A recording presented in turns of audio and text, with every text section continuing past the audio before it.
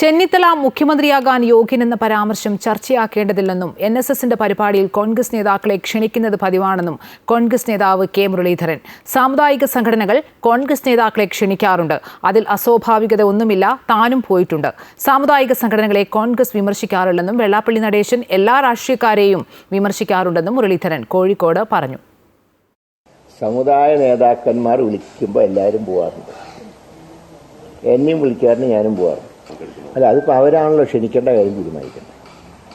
അവരാണ് ക്ഷണിക്കേണ്ടത്. അങ്ങനെ രമേശിനെ ക്ഷണിച്ച് എന്ന് വിചാരിച്ചിട്ട് ഭാവിയിൽ മറ്റുള്ളവരെ ക്ഷണിക്കില്ല എന്നതിൻ്റെ അർത്ഥമില്ലല്ലോ. ഒരിക്കൽ ക്ഷണിച്ചാൽ പിന്നെ അവരടുത്ത തവണ മുഖ്യാതിഥിയിൽ ക്ഷണിക്കാറില്ല.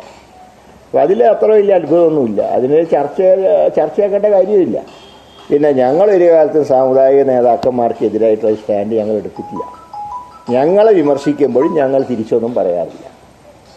അതാണ്. അതുകൊണ്ട് ആ കാര്യങ്ങളിലൊന്നും ഇതുവരെയുള്ളതിലൊന്നും ഒരു തെറ്റുമില്ല.